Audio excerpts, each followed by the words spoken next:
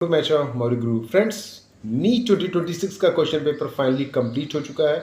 आज हम बात करेंगे नीट 2026 के क्वेश्चन पेपर की complete analysis, section wise analysis भी करेंगे। साथ ही साथ ओवरऑल क्वेश्चन पेपर क्या था, डिफिकल्ट था, मॉडरेट था या फिर इजी था, और साथ ही साथ किस तरह से कट ऑफ रहने वाला है। बहुत सारे ऐसे बच्चे हैं जो कि काफ़ी सैड फील कर रहे हैं, उम्मीद लगा के गए थे 600 650 मार्क्स स्कोर करके लाएंगे, लेकिन उनके 500 या फिर 525 550 के करीब स्कोर आ रहे हैं। तो ऐसे बच्चों के लिए भी ये वीडियो थोड़ा सा आपको पॉजिटिवनेस की तरफ लेके जा सकता है, क्योंकि एक्चुअल में क्वेश्चन पेपर क्या आया था वो मैं इस वीडियो में बात करूंगा।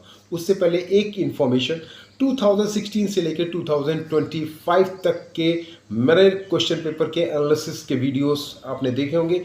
उसमें से 2017 का एक ऐसा वीडियो था जिसमें मेरी एनालिसिस फेल हो चुकी थी, बाकी सभी में लगभग मेरी एनालिसिस कंप्लीटली सही रही है। तो पूरा सेक्शन वाइज हम बात कर लेते हैं कि क्वेश्चन पेपर डिफिकल्टी क्या था, कैसा था, कौन सा सेक्शन कितना इजी आया था, किस पोर्शन से कितना इजी आया था, कितना डिफिकल्ट आया था, पूरा मैंने की हुई है।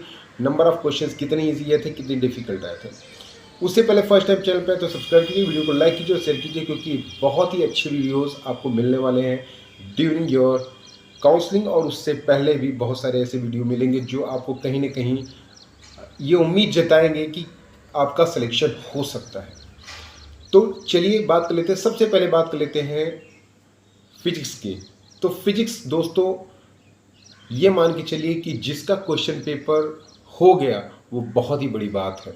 मीन्स यहाँ पर मुझे नहीं लगता कि कोई एक ऐसा बच्चा होगा जिसने पूरे क्वेश्चन यहाँ पे अटैम्प्ट किए होंगे।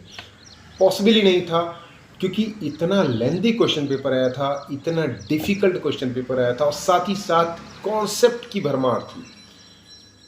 फॉर्मूला के साथ कॉन्सेप्ट अगर आ रहा है तो लेंथ उतना मैटर नहीं करता है, क्योंकि लेंथ क्वेश्चन पेपर का अगर आपको टेस्ट सीरीज लगा रहे हैं तो आप कर सकते हैं।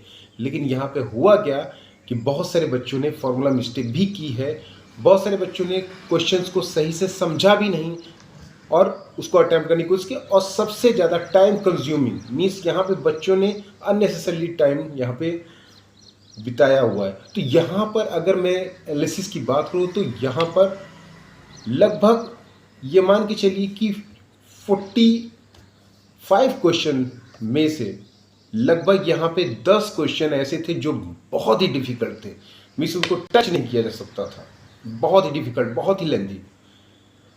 और जो मैंने पूरी एनालिसिस यहाँ पे दी हुई है, आप देख सकते हैं कि मैंने एक एक यहाँ पे पार्ट दिया कि कितना इजी था, कितना डिफिकल्ट था। और यहाँ पर ये मान के चलिए कि 45 में से जिसने 30 क्वेश्चन भी सही किए हुए हैं उसने बहुत अच्छा किया हुआ है।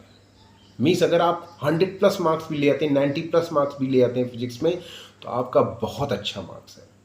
क्योंकि वाकई में फिजिक्स लास्ट ईयर से भी ज़्यादा डिफिकल्ट था। मीन्स लास्ट ईयर तो डिफिकल्ट था ही, क्योंकि एनटीए प्लान बना रहा है कि किसी तरह से इतना डिफिकल्ट पेपर लाया जाए कि मतलब पेपर की जो मेरिट है वो बरकरार रखी जाए, और ऐसा हलवा क्वेश्चन पेपर ना लाया जाए कि सारे बच्चे बहुत ही अच्छा स्कोर करें, मीन्स 720 करने वाले 100 बच्चे हो जाए। तो ये पिछले साल से उन्होंने ये ट्रेंड चेंज किया है, सेम वही ट्रेंड यहाँ पे किया है, लेकिन इस बार और भी काफ़ी कॉम्प्लेक्स क्वेश्चन पेपर बनाया हुआ है। केमिस्ट्री की जहाँ तक बात करें तो केमिस्ट्री में भी ठीक वही हुआ है। ऑर्गेनिक केमिस्ट्री बहुत ही डिफिकल्ट थी, फिजिकल केमिस्ट्री के भी जो न्यूमेरिकल बेस्ड क्वेश्चन थे वो भी काफ़ी डिफिकल्ट थे और लेंथी क्वेश्चन पेपर था। ठीक फिजिक्स की तरह ये भी, अगर मैं फिजिक्स की ओवरऑल दिखूं तो ओवरऑल फिजिक्स काफ़ी डिफिकल्ट क्वेश्चन पेपर था।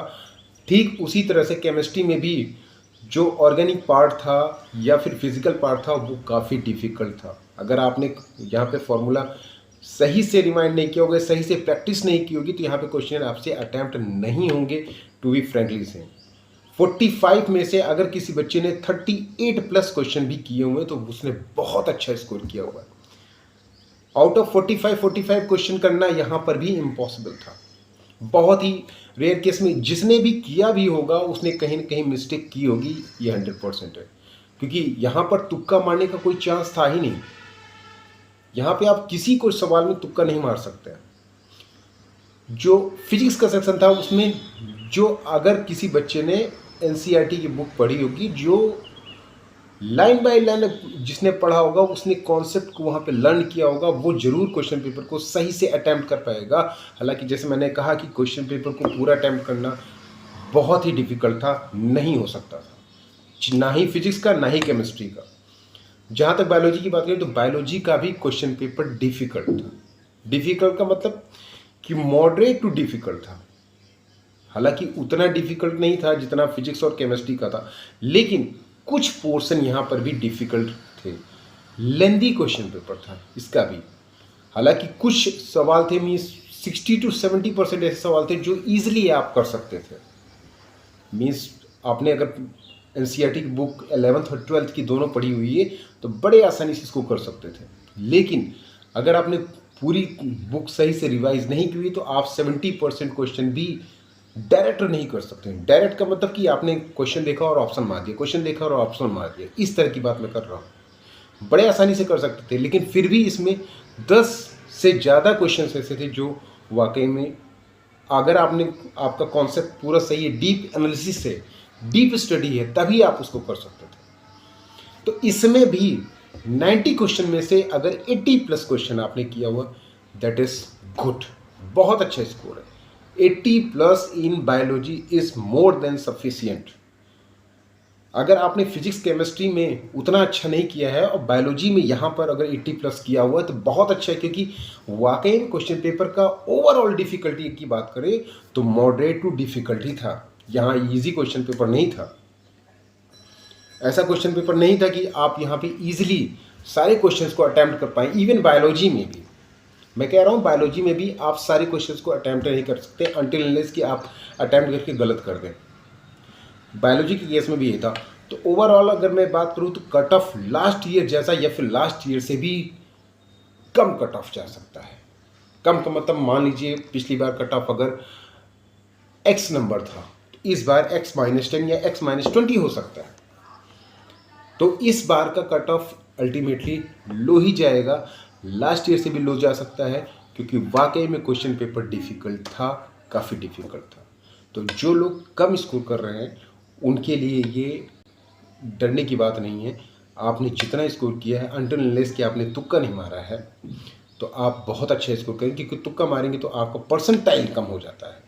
इसलिए मैं हमेशा वीडियोज़ में बताता हूँ कि आप तुक्का मत मारिएगा, ठीक है। जिन बच्चों ने केवल सेलेक्टेड क्वेश्चंस किए हुए हैं, जिन बच्चों ने स्कोर को चेज़ नहीं किया हुआ है, अननेसेसरली क्वेश्चंस को अटैम्प्ट नहीं किया हुआ है, बहुत अच्छा है, उनकी परसेंटाइल अच्छी होगी, उनका स्कोर भी अच्छा होगा और सिलेक्शन के चांसेस ज़्यादा बढ़े।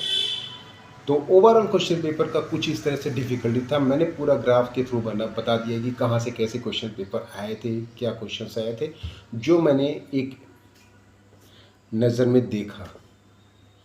आई होप ये वीडियो आपको अच्छा लगा हो तो लाइक और शेयर करें।